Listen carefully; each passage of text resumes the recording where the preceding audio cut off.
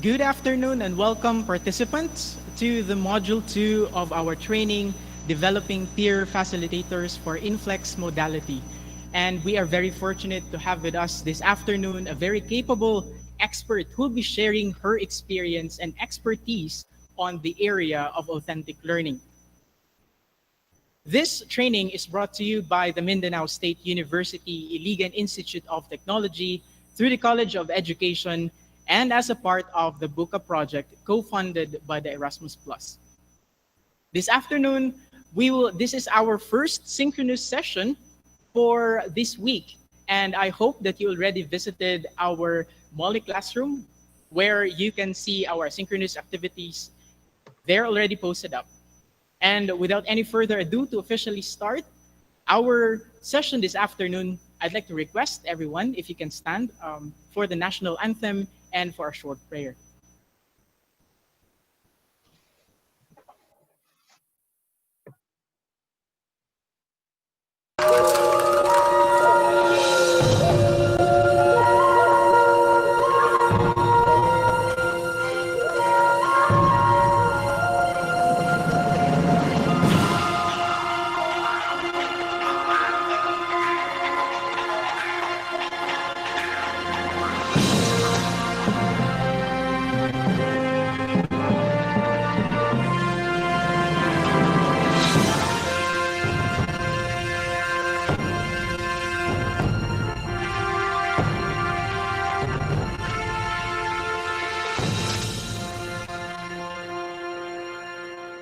Mga kababayan, ang pambansang awit ng Pilipinas.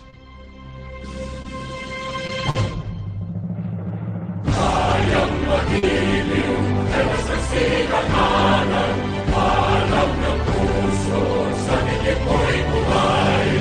Lupang pinilang, tuyag ka ng magiting, sa mandulupin, di ka pasisigiw, sa nagatang tugon sa simoy at sa langit kong pagaw, ay hinatang tula, kawin sa paglayang minamahal. Ang isang ng katawan mo'y tagumpay na nagtitingin, ang bituin at araw niya kailan ang ay di magtitingin.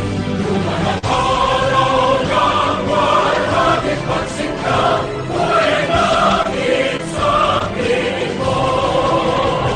Ang hinigaya ng barkay pangakit, at pamatay ng dahil sa'yo.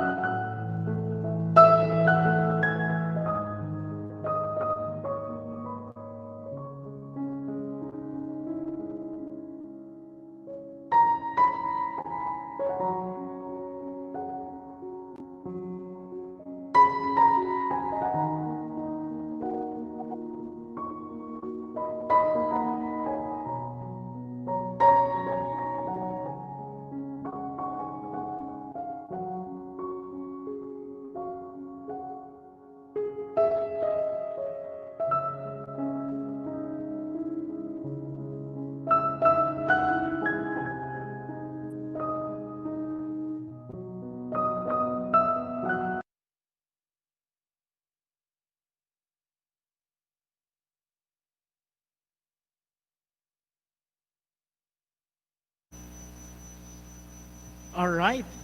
Once again, good afternoon and welcome, participants. I hope that you're doing good and well today. How are you? Well, before can I see someone open their camera and let us know if okay lang ba ang tanan? Hi. Good afternoon, Ma'am Harleen. Sir Janelle. Good afternoon. Hi, Dr. Good Hi, afternoon. Riza, Sir Ace, Sir Magna. Hello, and welcome once again to our next session. Hi, and I know that I'm not the only one excited for this afternoon's lecture. But before we get into the main event, for this afternoon, allow me to just present a few reminders. First and foremost, our attendance link would be posted in our Gmeet chat in a little while. And of course, it would also be posted in the comment section for our YouTube Live. So those who are watching the YouTube Live, please just check the comment section later on. Second is that for our participants in the Google Meet sessions, to conserve data and you know uh, make sure that your mic is turned off for the duration of the session, and you may turn on your cameras if requested in a little while as well.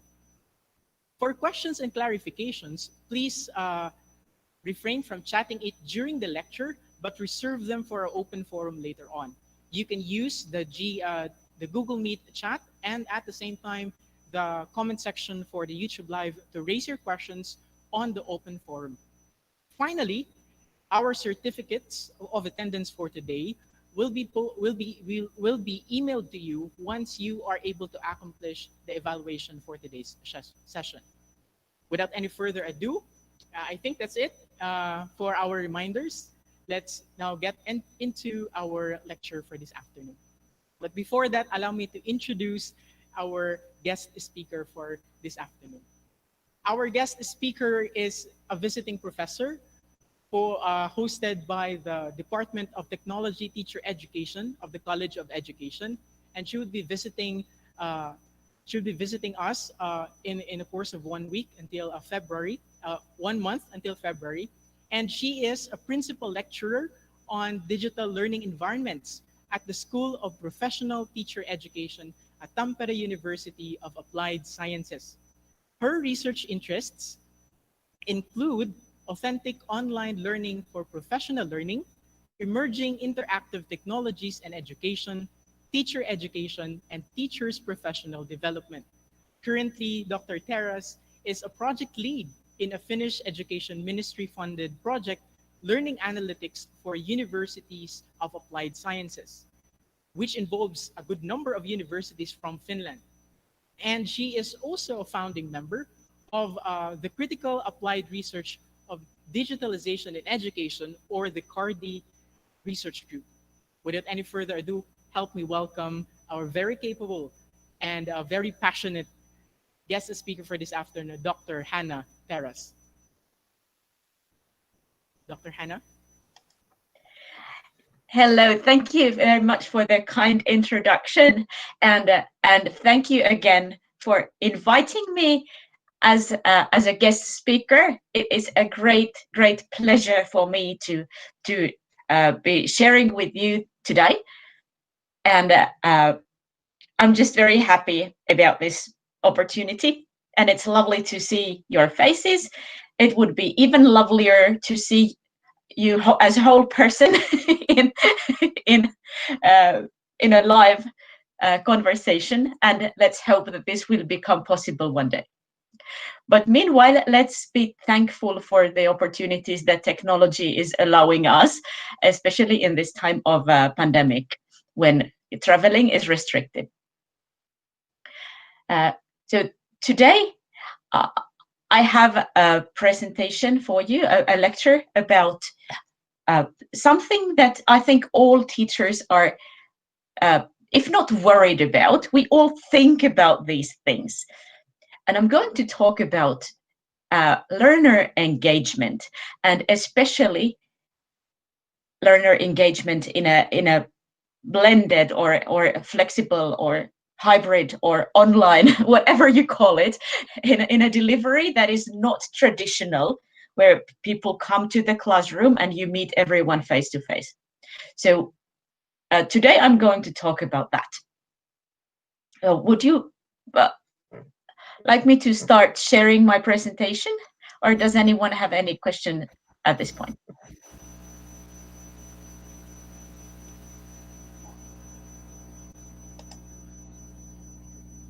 Just a minute, I will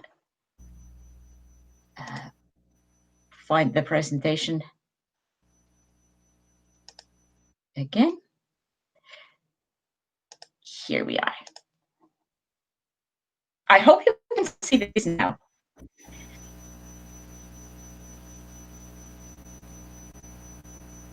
Yes? Okay, so today I'll be talking, yeah. So let me know if you can see the slides or if you can't. You're not yet seeing them? We are seeing it already, Dr. Hanna. You are? Okay, good. So I hope the technology will be working fine, and you will see as we change slides. So if not, let me know, so I don't just keep on talking without you seeing anything. Sometimes things like this can happen. I remember 20 years ago when I started designing my very first fully online courses. These were courses in English language teaching, and it was a course for a company to train their personnel in business English. And we had done all these recordings, and at that time it was very new. It was something that people didn't know much about. So we had all these recordings so that they could listen to the language, and the course went on for several months, and we just designed all these fantastic features with a lot of sound and speaking, and we were working very hard on it. And when the course came to an end, in the feedback that they gave, they said, oh, we couldn't hear any of the voice recordings because we didn't have the technology for that. You could have said this earlier. So if there is anything that you can't see or can't hear, please let me know, and we'll stop and try to fix the problem. But the topic for today is improving learner engagement. And now you should be seeing my next slide.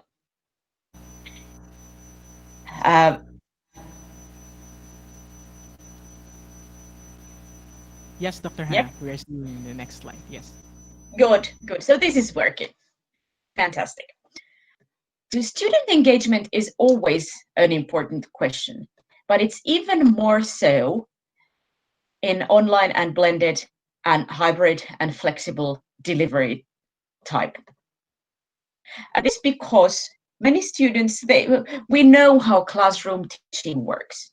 People know what to do. They come to the classroom or come to the auditorium, they listen to the lecture, or they participate in the seminar, they participate in the discussion. The teacher knows the students, and the teacher sees everybody's faces, and it's something that we are more used to, and it's easier for us as teachers and tutors to sort of have an idea of how the students are doing when we can see them. And also for the students, it might be easier. However, even in a classroom mode, we worry about student engagement, because even if they come to the classroom, sometimes they're not paying attention, or we don't know as teachers if they are really following what we are saying, or if they're really learning what we are hoping to teach. And we know that learner engagement is so important because there is a lot of research showing that learner engagement is a crucial factor in student performance and also in student satisfaction. So a student who is engaged is learning better and is more happy about their learning. This can be disrupted in distance learning because it's more lonely. And we know from experience that student dropout rates can be high in distance learning. And even if the student doesn't drop out completely, it might be more difficult to foster student engagement. And before we go deeper into this subject, I want to include a dictionary definition of what it means to engage. And now I'm excluding the meaning engage to get married, because this is not what we are talking about in this lecture. We're talking about different type of engagement, which could be defined in the following ways. So if someone is engaged, they're induced to participate in something. Engaging means that the attention of the person is focused on the thing. It means to attract and hold by influence. It means to provide occupation for, to provide something to do. To be engaged means that you are dealing with something, especially at length, not just for a short while, but if you're really engaged in a project or engaged in learning, you're dealing with it at length for a longer period of time. And to be engaged means being able to begin and carry on an activity. So these are all things that we hope our students would be doing. We hope that they will be participating. We hope that they are attentive. We hope that their attention is attracted and held in the studies.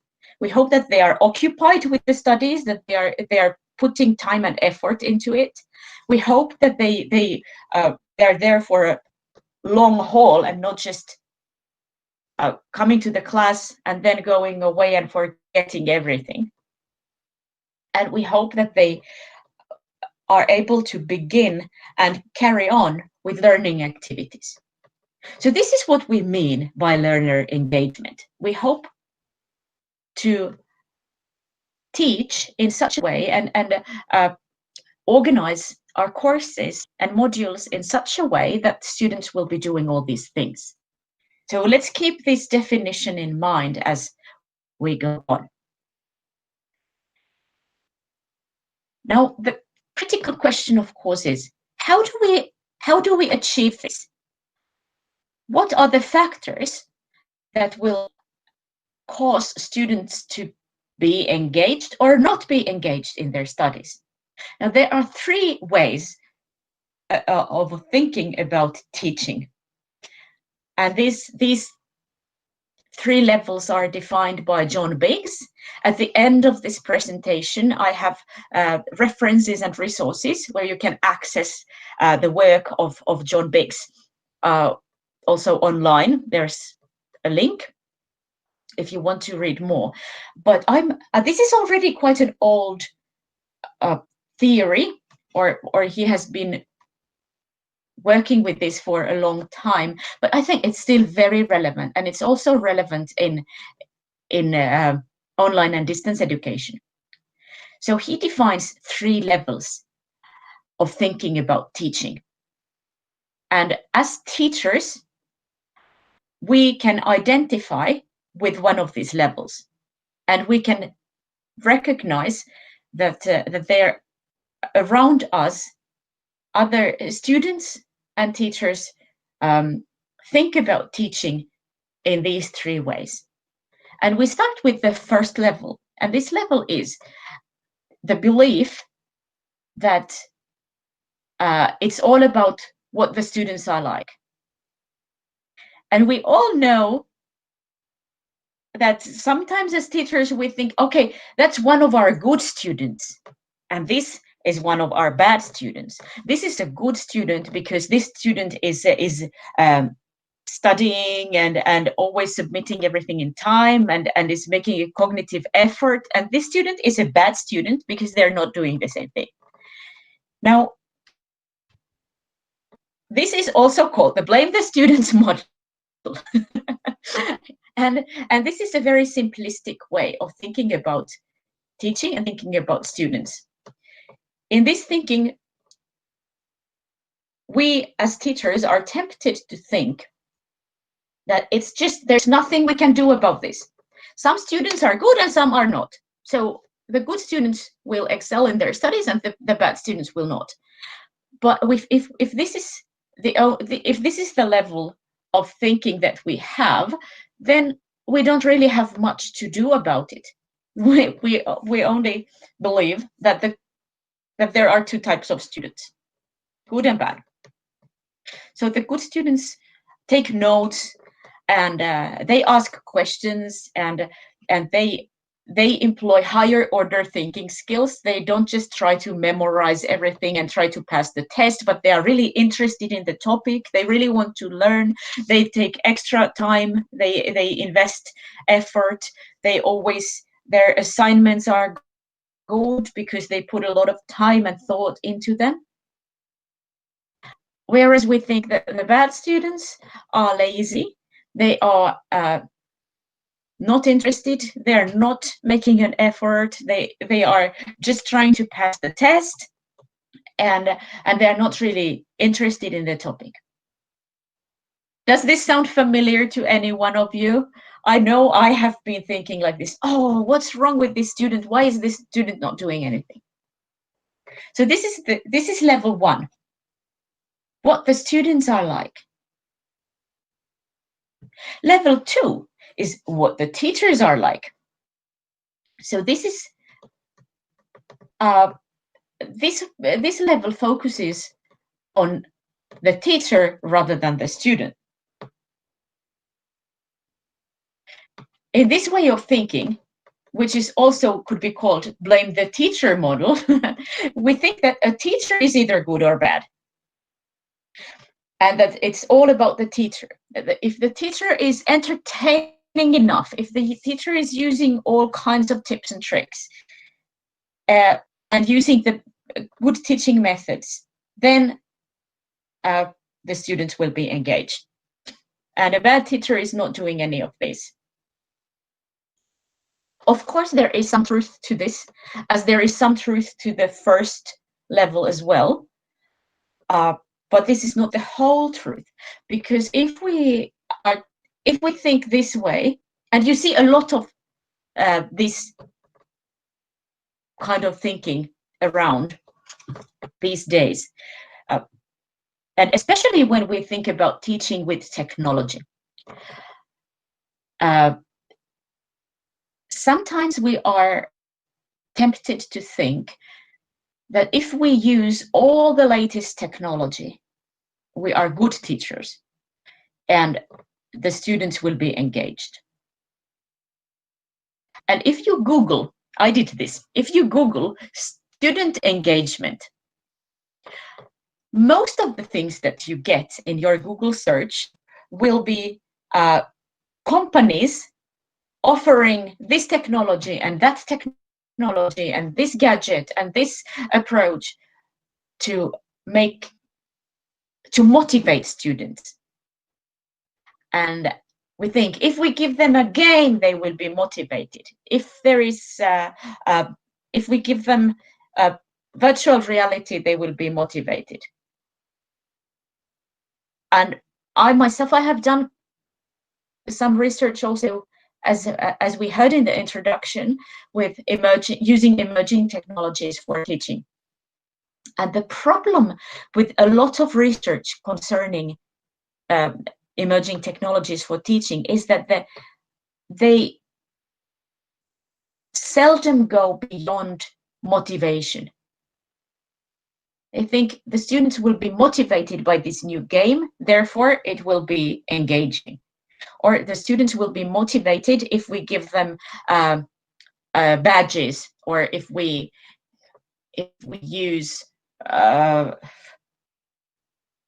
if we use this type of video, or if we use this or that technology.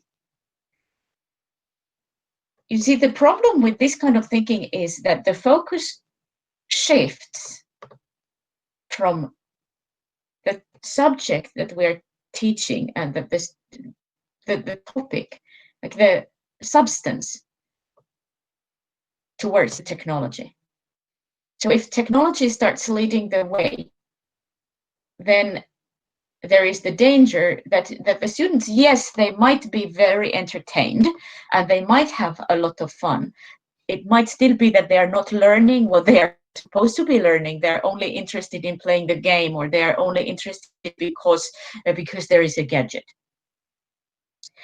Here, I'm not saying that it's a bad thing to use technology in teaching. No, but I think technology should be used for pedagogical purpose and not for the sake of novelty or for the sake of entertainment or for the sake of just trying to like motivate the student, because we might be directing the motivation into a wrong direction for the students. So these are quite common, these two. Either the students are good or bad, or the teachers are good or bad. But both of these are very simplistic ways of thinking.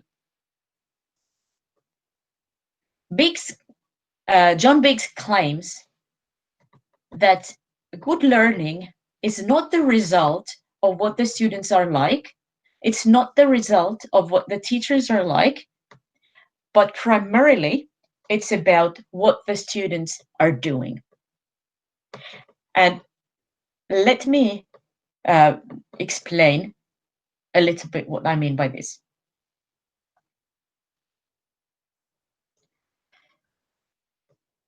Now, learning takes place through the actions of the student. The teacher, of course, helps in this, but it's no matter how much the teacher is teaching, if the student is not doing anything, the learning is not taking place. So the student has to be engaged in the learning process somehow. So what does the student do? And how do we get the student activity to match our intention as teachers? You see, sometimes as teachers, we have the intention that the student will be, after this course, the students will be able to analyze this and this, or they will be able to use these and these skills to perform these and these tasks. But it could be that the students are not acting that way. They might be only interested in passing the test and getting on with their studies. And the key to help student activity match teacher intention is pedagogical design or learning design or constructive alignment. There's different names. I'm going to talk about pedagogy because it's an umbrella term that these other terms fall under it. What this means is that it's very important for us as teachers to design our teaching and design our course or module in such a way that the goals, the learning goals, the assessment tasks, and all the materials and resources and strategies that we are using are aligned. This means you've sometimes heard maybe the claim that what you assess is what you get, and to an extent this is true. So we need to start thinking from the end. And by this I mean that we don't only think about all the content that we want to deliver, but we think, what do we really want the student to know and be able to do after these studies? And then we take the end, the goal, and design everything else to contribute towards that goal. And this means if we if our assessment tasks are not assessing the right thing, then we are not getting what our teaching goal was. Or if our materials, our resources, the texts that we give to the students, or the videos that we give to the students, or our own lectures that we give, if all that is not contributing towards the goals and the assessment, if these are not aligned, then it could be that the student is doing something else, is doing something different from what we were hoping for them to do. And I will explain this in more detail a little bit later on, but I think you get the idea.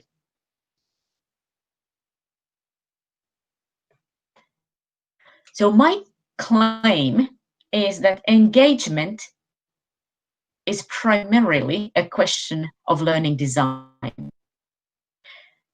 So the teacher has an intention. Teacher has an idea of what the students should learn, what they should be able to demonstrate upon completing the course. So this is we have this idea in our head. This is why we have this course. This is what the students will be able to do and demonstrate afterwards. Then we have student actions. And as we remember, student actions define what they learn. And students' actions are often very much directed by assessment and what is required to pass the course. The students are economical. They very often they have a lot to do, and they don't necessarily do extra. They do what is required to pass the course. So we as teachers, we need to align it in such a way that we require such things that that will lead to the students learning the right thing. Now, the question in the middle is about learning design.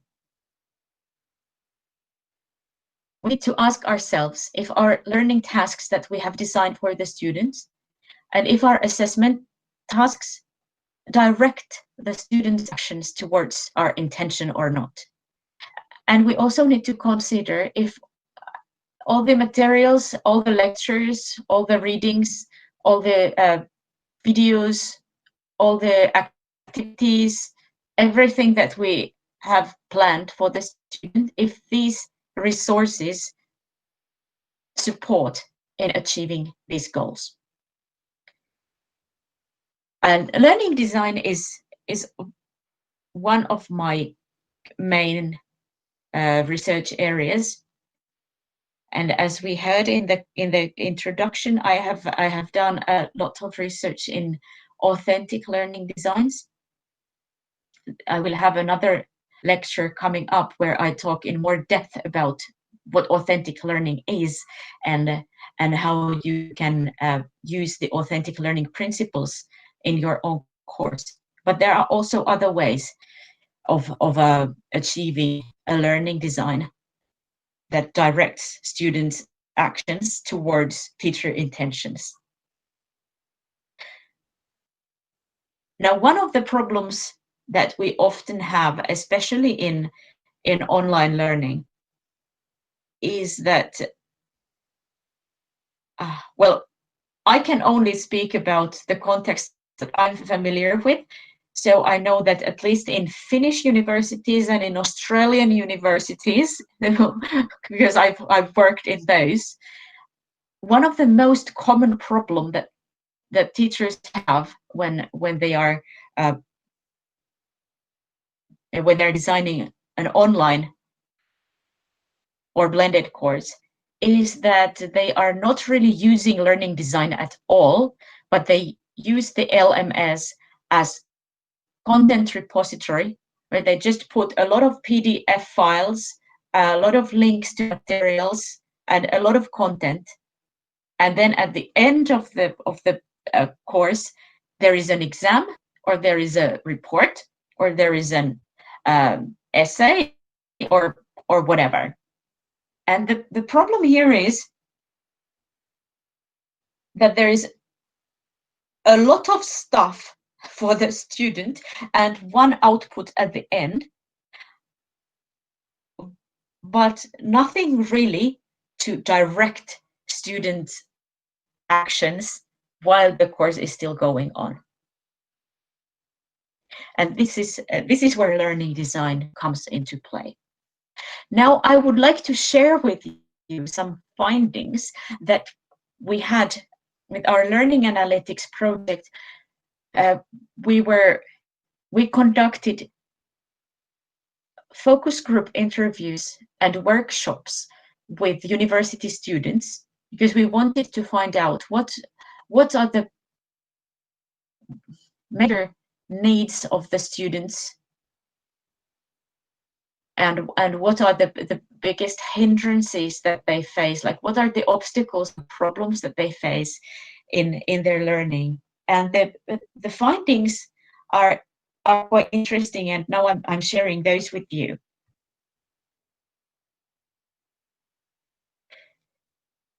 And these findings support what I said earlier about learning engagement being more about learning design than about gadgets or novel technologies or anything like that. So this is what came up from the student interviews, and we had almost 150 students participate in these interviews in 7 different universities. So it's quite a big set of qualitative data, and these are the main findings that we had. So the students are hoping for clear aims and objectives, so that they know when they begin the course, they will know very soon what is required of them, what are they supposed to learn, what is the objective of this course. They also hope for relevant and engaging learning tasks. And we're going to talk more about learning tasks and in my next lecture. So we dwell deeper into the topic of learning tasks then. But the students hope for the learning tasks to be relevant. And by relevant, they mean that these learning tasks should make sense. Like, why are we doing this task? And what is this task helping me learn? So it's about alignment, so that the task, it will be clear for the student that this task will help me reach the objectives of this course, because I know what the objectives of this course are. And I don't know if you have this problem, but we have in our universities, all too often students don't really know what the objectives of the course is. They know what the content of the course is, but they don't know what am I supposed to know and be able to do after I've taken this course. Moreover, the students hope for the learning materials and resources to be clear and accessible. And accessible means a lot of things. It means that it's something that they can, that the difficulty level is right. It's not too easy, not too difficult. Also, in the context of a learning management system and an online or blended learning, they should find the learning materials easily, so that they don't need to navigate through heaps and heaps of stuff, not knowing which ones of these are the most important ones and which ones of these are the core readings or core materials for this course. The students also hope for interaction with teacher and peers, feedback, not only at the end of the course, but also along the way. They hope to be able to evaluate their progress and whether they are proceeding to the right direction, if they are learning the right thing. The usability of the learning management system is really important, and so is availability of support. And students often struggle with time management and study skills. And I think all of us sometimes struggle with time management. We have so much to do. As you can see, these are very basic things. This is not rocket science. These are the things that students themselves say, if these are in place, then it's easier for us to be engaged in learning. It's when we think about ourselves as teachers and as academics, as university employees, we know that if we are given a very ambiguous task, it's harder to begin. You don't know what to do. And if you need to put a lot of cognitive effort into just figuring out what do I even need to do here, you are already exhausted before you even started doing anything. You're only just spending all this time figuring out what is required of me. What do I need to do? So this is also true with students. And in the classroom, students can raise their hand and they can say, oh, excuse me, I have a question. Did this mean blah, blah, blah, blah, blah? But if we are using an online learning environment, the student doesn't have this option. Of course, they can write in the discussion forum, but it will probably take a longer time for them to get the answer. And then they wait again and then maybe the answer comes, but the student doesn't log into the LMS until 2 days later, and then maybe they see the answer, and you can see this is taking too long. Already lost momentum. So this is why, especially in online and blended learning, we need to pay extra careful attention to the clarity, to the usability, and to the design of the learning process. This doesn't sound exciting, but our research shows that it's actually a crucial step in achieving better learning engagement. And here I summarize with how we all can improve student engagement with very small steps, something that all the teachers can do. We can, I don't know, we are using the Moodle learning management system. I don't know which one you are using. Are you also using Moodle? Or something else? Yes, Dr. Hanna, Yeah. we are using Moodle. You also use Moodle? Yes. Yes. So this is very, very good, because then you know exactly what I'm talking about. This is very good because in Moodle, when you design a new Moodle course, you can choose between different layouts. You can organize your content in different ways. You can use a weekly organization, or by topics, or whatever suits the occasion. I myself like to use the weekly mode, because it makes it very easy for the students to look at the glance. This is what I need to do this week. Of course, sometimes it's not the best, because sometimes your course is not proceeding in a weekly mode, but sometimes it's more like bigger topics or a project that the students are working with, or something like that.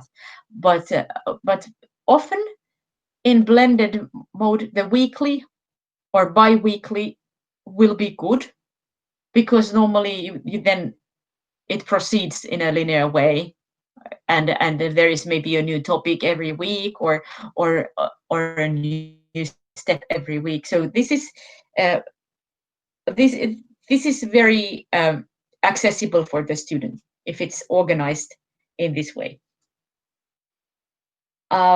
This may sound like really basic things, but you would be surprised to know how many distinguished academics and really good face-to-face teachers struggle with organizing their LMS content in such a way that it's easy for the student to navigate. Another thing that our students mentioned in these interviews was the clarity of instructions. It should be easy to find, materials, and assessments. So it's important when we start a course.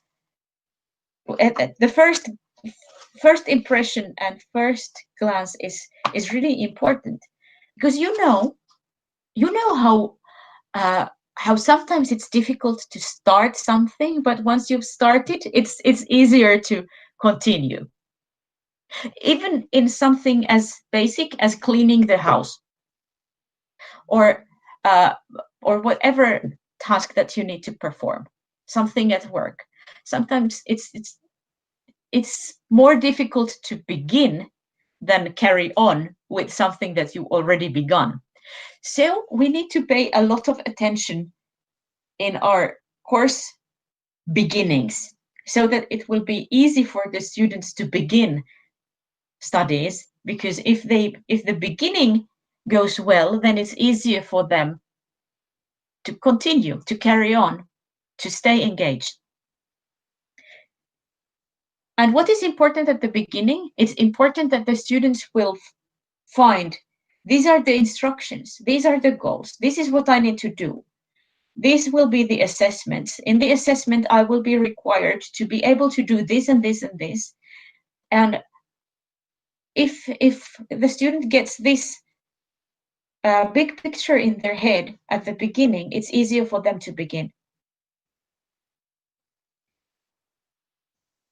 Another thing is sequencing of learning activities. It's you know how sometimes you have to learn things in the right order, sometimes not. Sometimes it's okay if it's a big topic and the student has to investigate, but it's good to think about the sequencing of our learning activities. Also, so that there is always something for the student to do. I already said that I like the weekly mode, because I like to give something for the students to do, so that they can build their knowledge, always on top of what they already did. Next week, they will be able to build on what they did this week. And in my next lecture, I'm going to talk about authentic tasks. And in authentic tasks, it's also, even though they are bigger tasks, like project type, big and not simple and small, but rather complicated and big. But even complicated and big tasks have steps. So we can build in our learning design, we can build milestones for the students, so that they have a path to follow, so that they don't get overwhelmed. And also, another thing that is good with the sequencing of learning activities is that sometimes students have the tendency, I know this because I am one of those students, so I know this from experience. Sometimes some students have the tendency of leaving everything at the last moment. And oftentimes it will be too much for them to uh, acquire, to accomplish at the last moment. So we are helping students in their time management. Remember in the previous slide, the students said that time management is an issue. So we help students with time management when we sequence our learning activities for them. This doesn't mean that we make a very linear path, like do this and this and this, and everybody has to do exactly the same on exactly the same time. But if we build in milestones and give students learning activities along the way, it will help them manage the workload also. And it will also improve the clarity of the LMS design. So this is why I also like to use checkpoints. And by checkpoints, I mean that I like to build in points that help the students also to evaluate whether they are on the right track or not. This can be a form of self-assessment or peer assessment or a discussion with peers, or it can be a milestone of the project, or it can be a point along the way where they get feedback, something like that. Because one of the biggest problems that we've come across is that students don't necessarily know during the course if they are learning the right thing, if they're doing the right thing, if they're doing enough. They only know after the exam whether they pass the exam or not, if they get a good mark or a bad mark.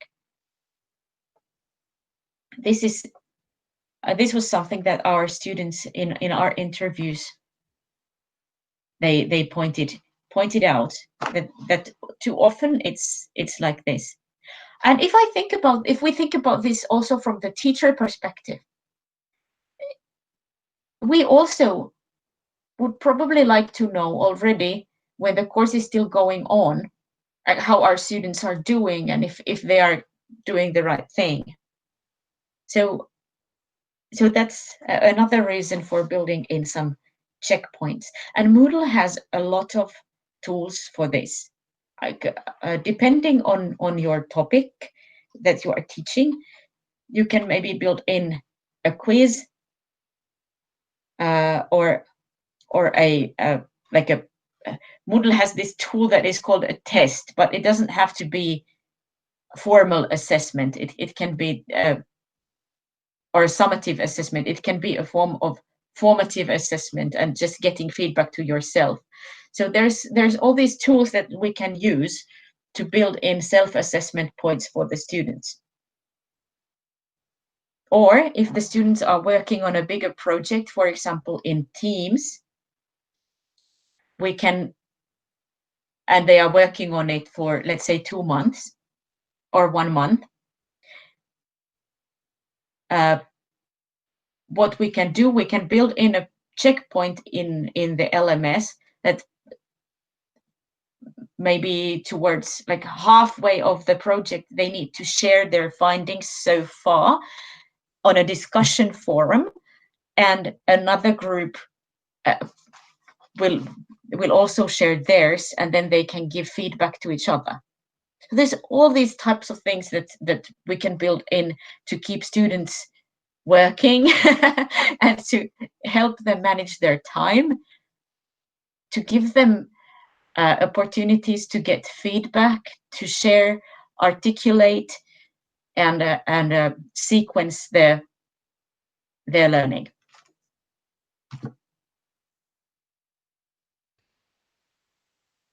This is a screen capture from a Moodle course. This is a theology course. This is why it has pictures of Bibles. It's this is a course that my father actually teaches. So I had access to this course and his permission to share this picture. Sorry, it's in Finnish, but it's the point here is I wanted to show that the layout is very clear and very simple. So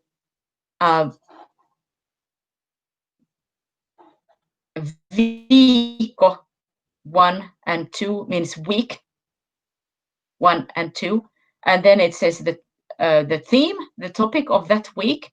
Then we have the lecture of the week, the reading of the week, and a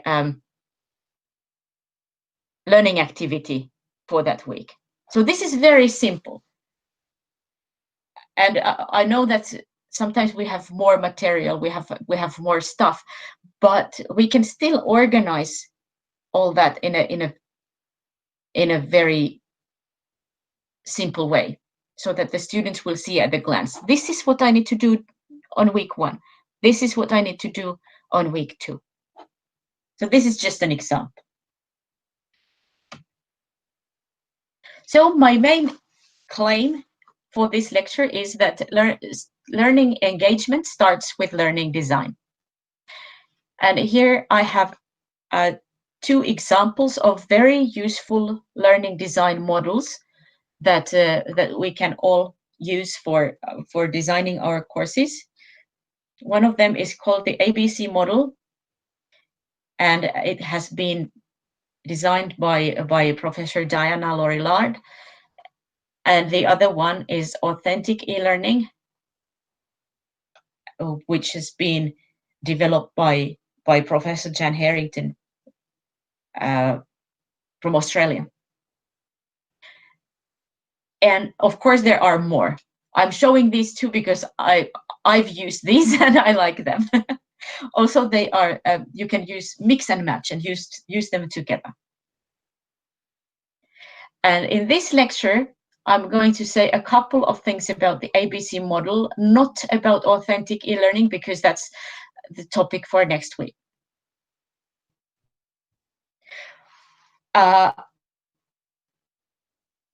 What I find really helpful in the ABC model is the division into different types of learning.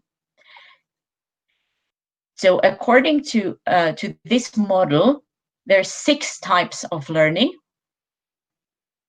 and they are acquisition, which is what the learners are doing when they are listening to a lecture, or they're listening to a video or podcast, or they're reading a book, or they're reading an article or website, or watching a video, or this is acquisition of content. And it's an important type of learning, but it's not the only type of learning. The second type on the yellow box is collaborative learning. So this is learning through collaboration, which could be discussion or practice or production in a group. And it's not only about content, but it's about taking part in the process and building knowledge collaboratively with other students. And we sometimes tend to think that we can't really do collaborative learning in an online or blended learning, and respond to questions with the teacher and with the peers. So this is like dialogue learning. And this also we can do in an online environment as well.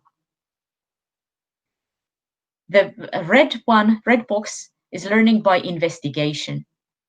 And this guides the learner to explore, to compare, and critique the texts and other resources that they have and reflect on the concepts and ideas. Often this would also mean that the students will have to find more resources, not just the ones that we as teachers give them, but they would have to look at different sources, combine ideas, and reflect. Then we have practice in the purple box. Practice will enable the learner to adapt their actions to the task, to the goal, and improve their action. So this is practice is when students will operate with the knowledge and skills that they are learning. So they put it into practice. And finally, the green one says production. So this is very closely related to authentic tasks that I'm going to talk about next week. But here the idea is that the learning happens through producing something, where the learner consolidates what they have learned. They articulate their understanding and explain how they used it in practice. Now the thing is that when we think about university teaching, and especially if we think of online learning environments, it's very easy to overemphasize the role of acquisition at the expense of the other types of learning. So what this model encourages us to do is take 6 steps when we are when we're putting the learning design into practice. Now, first, we should start by reviewing our module or the lesson or the course and ask ourselves, what are the key things that we want our students to be able to do? What do we want them to learn? And this is, of course, directly related to what I was talking about earlier, the alignment of goals and activities and assessment. First, we need to be clear about the goals. What do we want the students to learn? The next step in ABC model is to tweet the module or course. It doesn't mean that we need to actually go to Twitter and tweet it, but we should be able to explain the core idea of the course in 140 characters, like a tweet, in one sentence. Like what is the core? What is the most important thing here? The third step would be to review the learning types that we use in our module. And that was the previous slide. What are the types that we are currently using? And is it aligned? Is it compatible? Does it match with the learning outcomes that we have intended? So do the learning types direct student action towards our intention?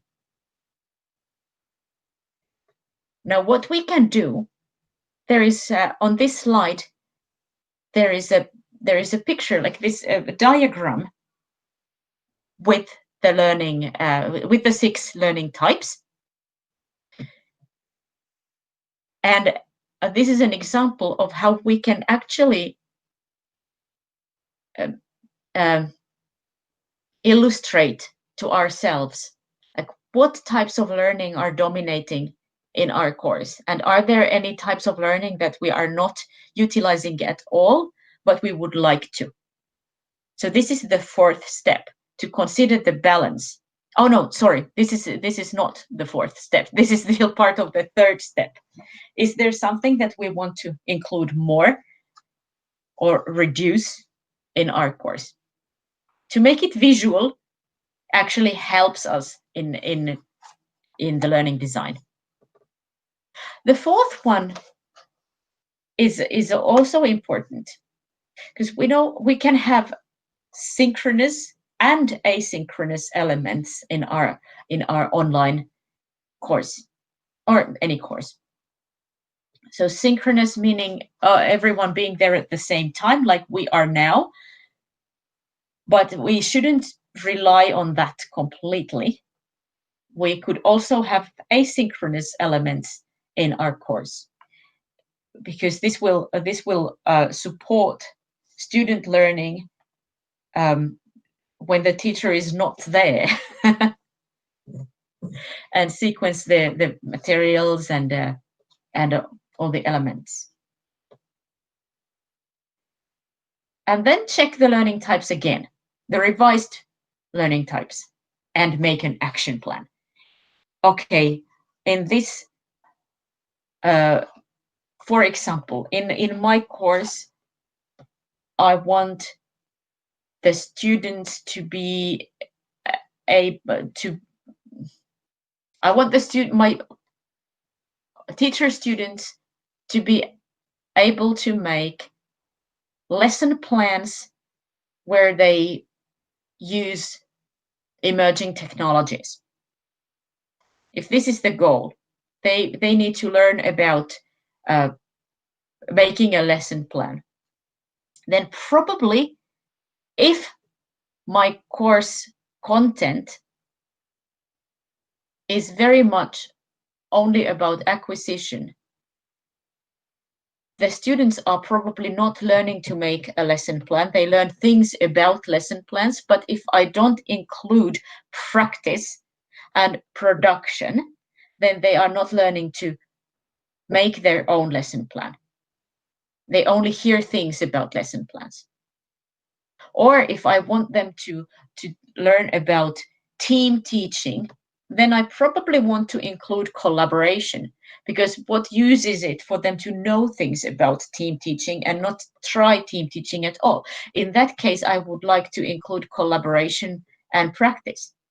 Or if I want my students to learn to evaluate critically different learning theories and be able to justify and articulate their opinion about it, I would want there to be knowledge acquisition about the different learning theories, but I would also want to include investigation, because I want them to be able to reflect and build arguments and find more knowledge about it.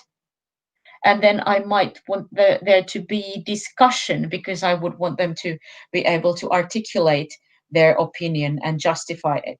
So you get the idea. Like, depending on the learning goals that you define at the beginning of this ABC process, you will then be able to choose the right types of learning.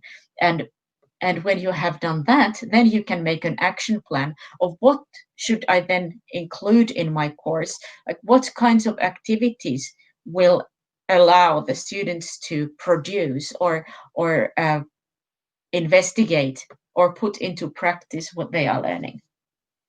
And here I have also included a link.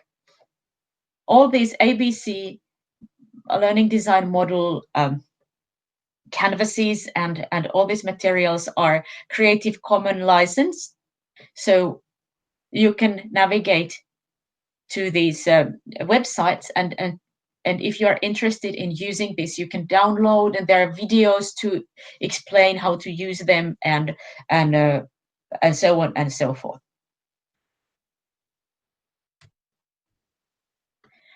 Now we have come to the end of the acquisition part of this lecture, and we might want to move on to the discussion part of this. So next week, I'm going to talk about authentic e-learning, and in that lecture, I will share examples both practical examples from my teaching practice and also research findings. And we're going to talk about how to design authentic tasks. And here on the right-hand side, you can see the resources that I've used to build this lecture, and you can access all of them online. There's a research article by John Biggs about his constructive alignment theory, which is available through ResearchGate. Then there's a link to the ABC Learning Design, and also a link to a website about authentic learning if you already want to take a look before next week. But now I would like to thank you very much for your attention, and I stop sharing the screen, and if there are any questions or comments or discussion, now might be a good time for that. Thank you very much. Yes, thank you so much, Dr. Hanna, for a very interesting presentation. At the same time, very full packed, I would say. I think you covered a very good range of topics that really allowed us to come into an understanding of how we start innovating with what we have right now in our different courses. And we are very thankful for that. Thank you so much, Dr. Hanna. All Thank right, you very much. as Dr. Hanna mentioned, I'd like to encourage our participants to now ask questions if you have some or clarifications or further discussion on the presentation of Dr. Hanna. You can use our chat, or you can raise your hand and open your camera and raise your question. And for our YouTube live viewers, please use the comment section, and we will be reading your questions as well. So anyone would like to start raising their question, comments from our participants?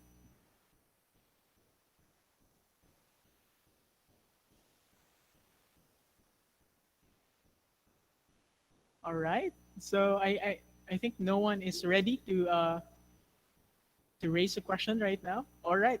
We have Sir Neil Lasta raising his hand. Sir? Hello, just to get the ball rolling, maybe we are still shy.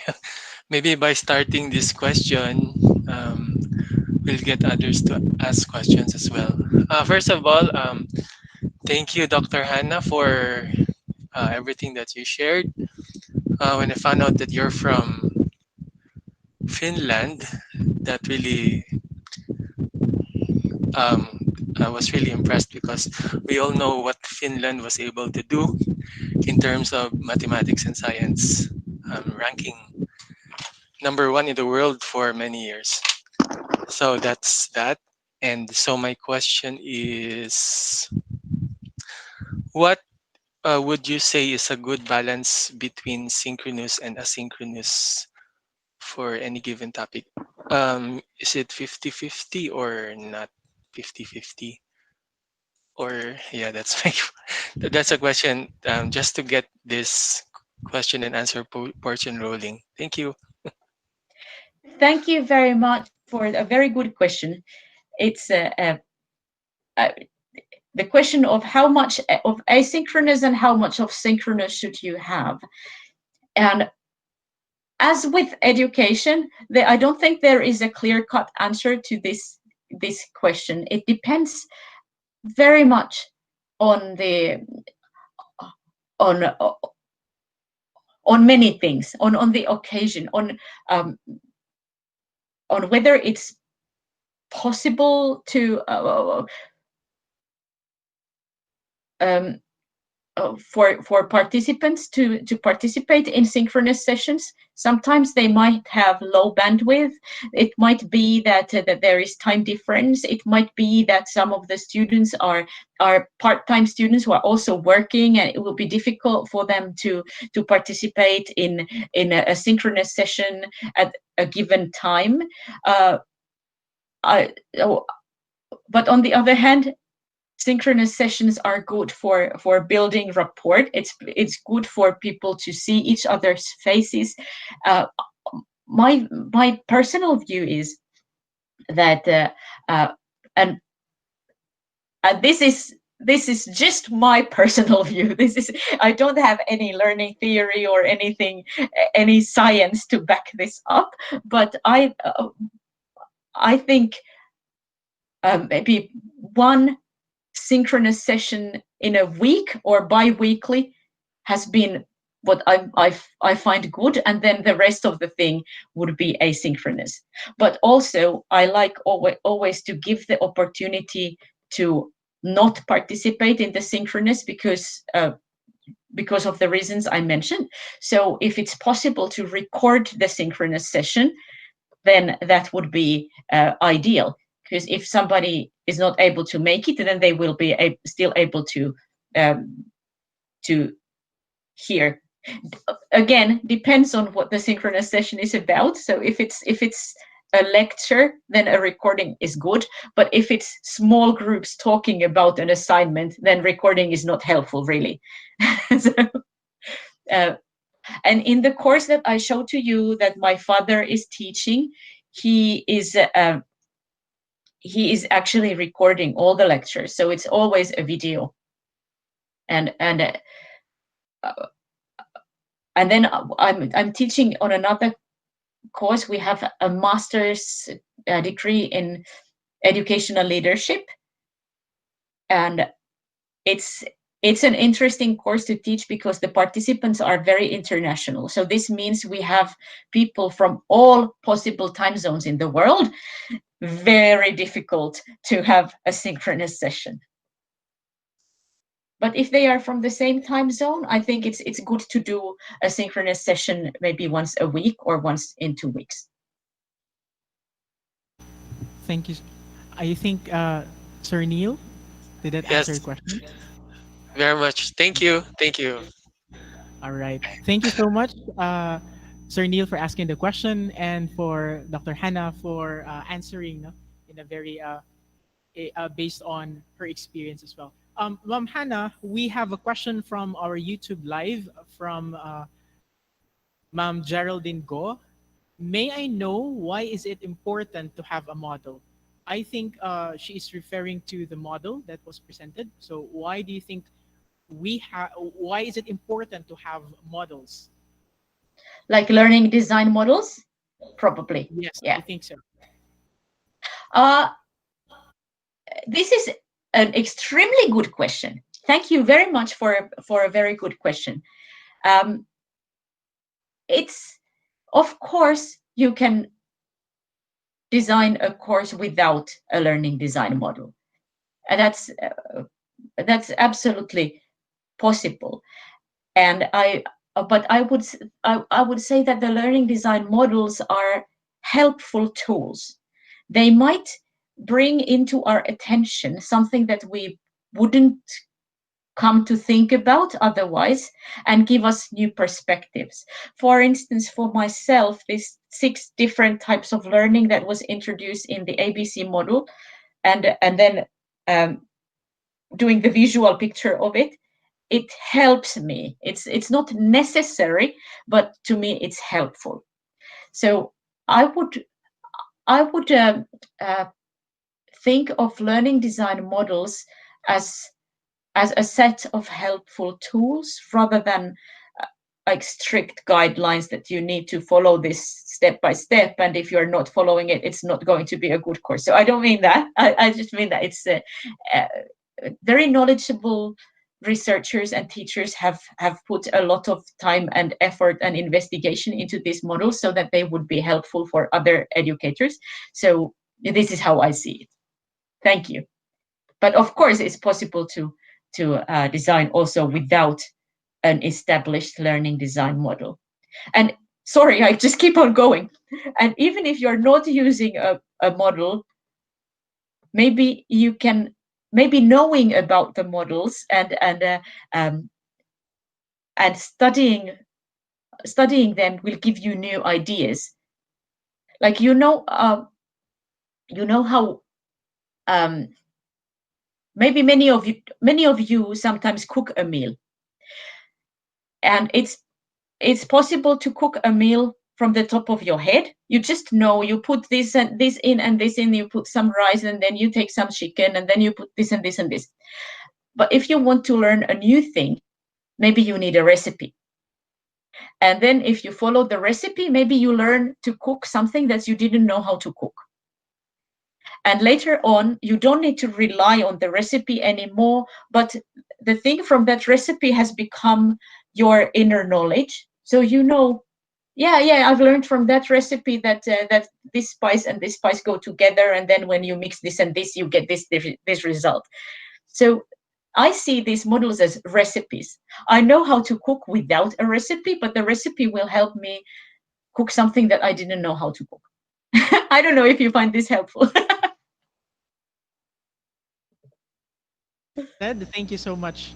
I think I myself find that discussion very helpful because personally, that's also my dilemma before. I think in my previous design of my courses, uh, my students had a lot to do, but the problem was the were all those things, the activities that they did was actually helpful in achieving the goal of the course. So the ABC model for me personally, when it was first presented, was very helpful. And I'm looking forward to apply that in this terms production of the course syllabus. And thank you so much, Dr. Hanna, for expounding on that.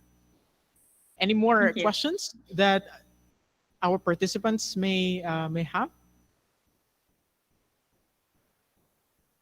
Do we have a question from the live, sir?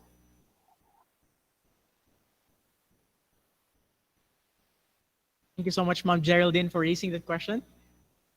Indeed, it was very helpful. All right. Any comments from our participants? All right. We have one from Sir Elasar Malikuban. He is asking, how will we know if the model is not applicable or effective anymore? How do we? I think this is pertaining to how do we evaluate if the model is applicable or effective anymore.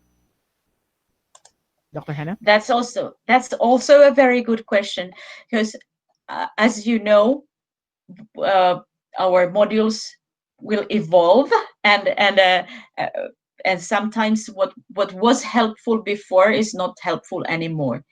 And of course, we have indicators that we as teachers uh, can look at. We can look at student performance. We can look at whether students are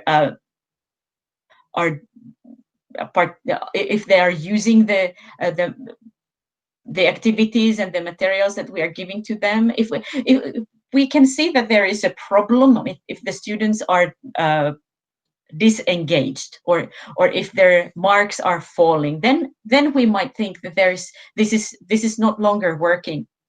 And of course, we don't always need to rely on like a research process to do this.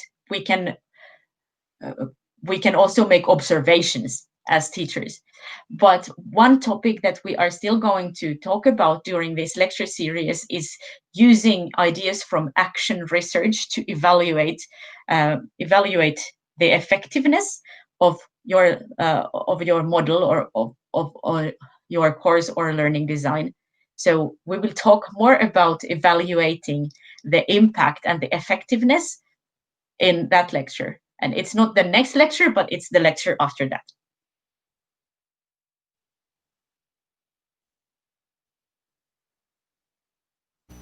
Thank you so much, Sir Elazar, for raising the question, and thank you, Dr. Hanna, for that answer. And by the way, uh, if you want to join the public lectures of Dr. Hanna as part of her visiting professorship, no, that's those are the she is talking about that lecture series that would be coming up. So as part of her visiting professorship, as hosted by DTTE. So keep posted for those uh, links and announcements so that you can also join the lecture of Dr. Hanna.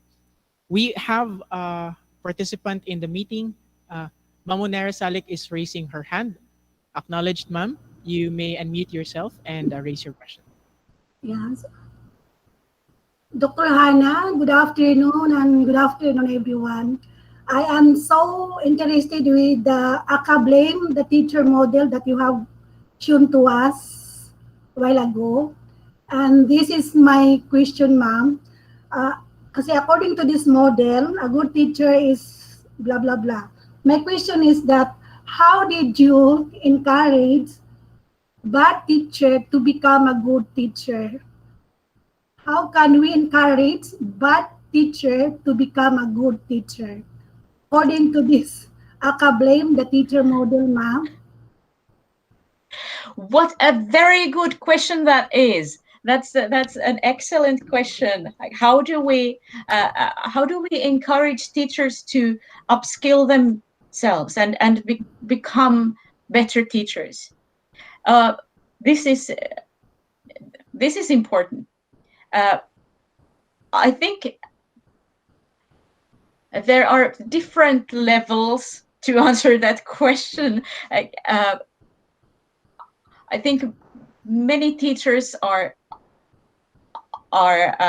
inherently interested in doing their job well and helping their students learn. But of course, there's also teachers who are not so motivated about their teaching career and not so teaching focused. And especially in universities, sometimes the academic might be more interested in their own research area, for example, rather than improving their teaching skills. But I think there is no exhaustive answer to that, because motivation has to come from inside the person. But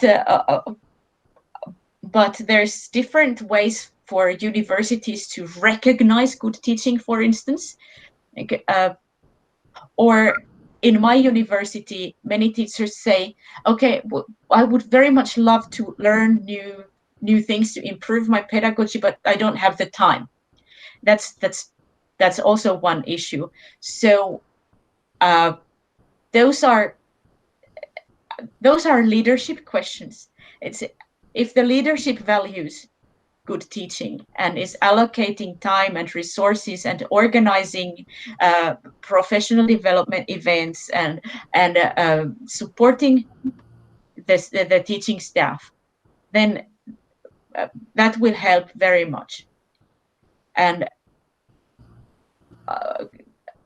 I think it's very much a strategic question for university leadership. And I get the impression that in your university there is strong interest in helping teachers build their teaching capacity, because you are organizing such events as this and investing in teachers. So that's very important.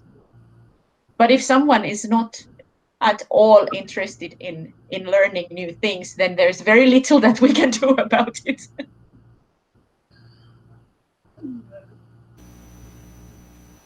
Okay. Thank you, Dr. Hanna. All right. Thank you so much, Dr. Minera, for raising that question. I think if it may interest, our dean may say something about that, since it's on the university leadership. Madam Dean? I don't want to say something about that. Uh, but the thing is, we are trying our best to organize capacity building for teachers. For now, all of us found it very challenging to teach the new normal. So personally, I need that help. And I also identify that based on our reflection on each department, we really need this training.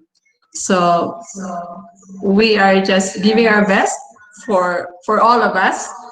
It's because for our students. Okay, thank you. For sharing your thoughts as well. Indeed, I think most of us, if not all, really need this upscaling of our skills in teaching in the new normal. Any more questions? I think we can entertain one last question.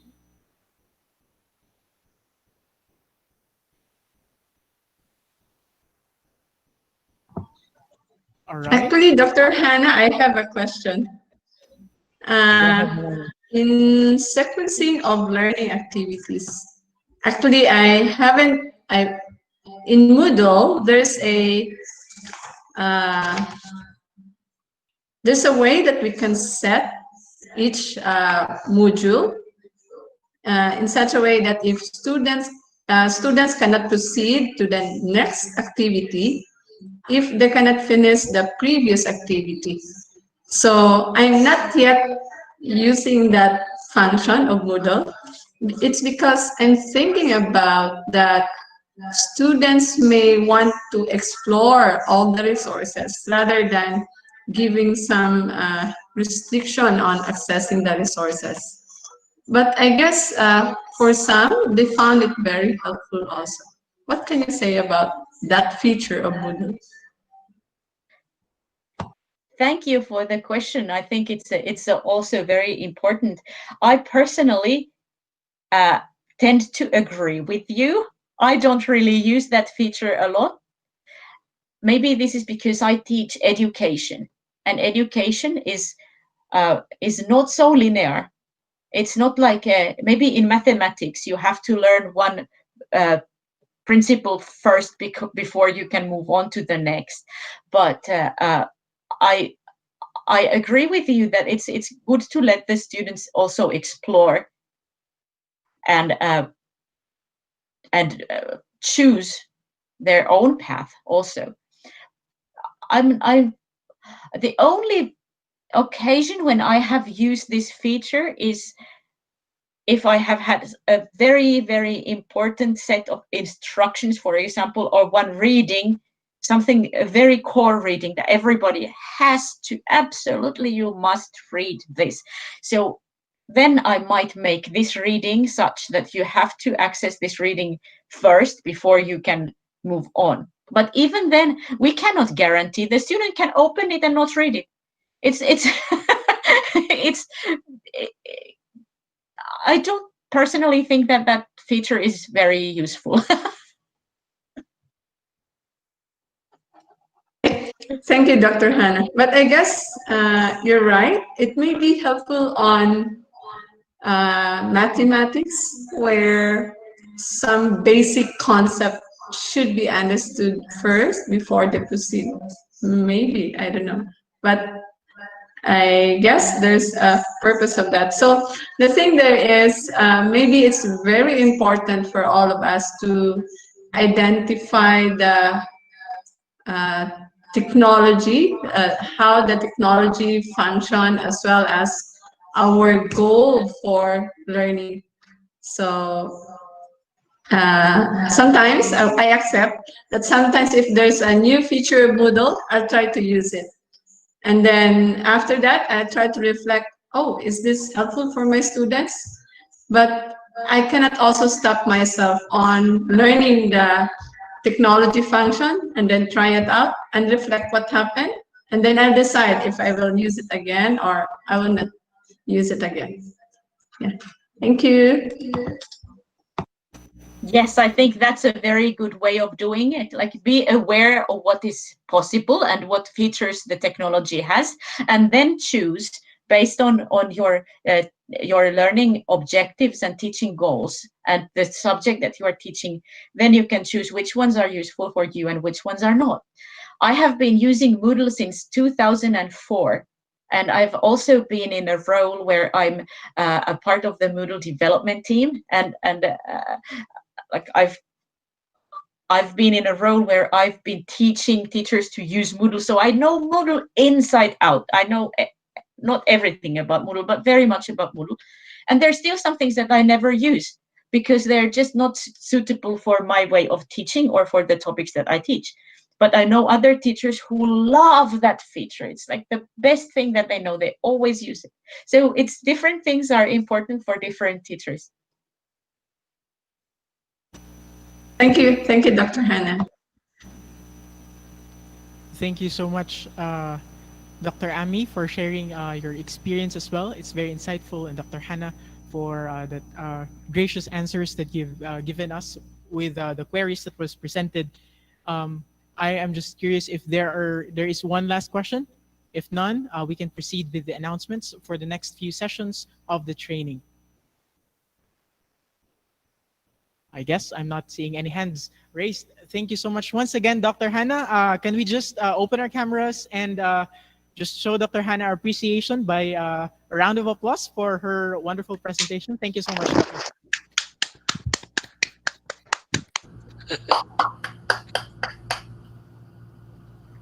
All right. And at this point in time, my dear participants, allow me to have a few reminders and announcements for our next sessions. Um, if you're interested on the links that Dr. Hanna mentioned in her presentation, the PowerPoint presentation will also be uploaded in our Moodle classroom. Dr. Hanna, would that be okay? So that we can access the links of the resources that you've mentioned. And Yes, absolutely. keep posted as well. Thank you, Dr. Hanna. Keep posted for the next lectures, public lectures of Dr. Hanna, which will be hosted by the Department of Teacher Technology Education. So I guess that's it. If you haven't had access our evaluation for today, the evaluation link is posted in our YouTube live. Is that correct, Sir Eric? Can we also post this in our Gmeet chat? Thank you so much. All right. And I think that's it for today. And I hope that everybody had a good time learning about in how do we engage our students in this new normal. And for that, thank you very much. And we really appreciate your presence today. Thank you, everyone. Thank you so much for your kind attention and for your very good questions. And I hope that this was helpful for you. And looking forward to meeting you again for the next lecture. Thank you so much, Dr. Hanna. And for that, my dear participants, we have come to a close of our session for today. See you in our classroom in Mole. And of course, if you have further questions, specifically to Dr. Hanna, we can also share, Dr. Hanna, your email to them. Yes, we will also be updating that in our classroom as well. So if you're interested on the topics that Dr. Hanna was sharing, feel free to contact her on the details that will follow. And for that, I thank you. I thank everyone, and I wish you all good day. Thank you and goodbye.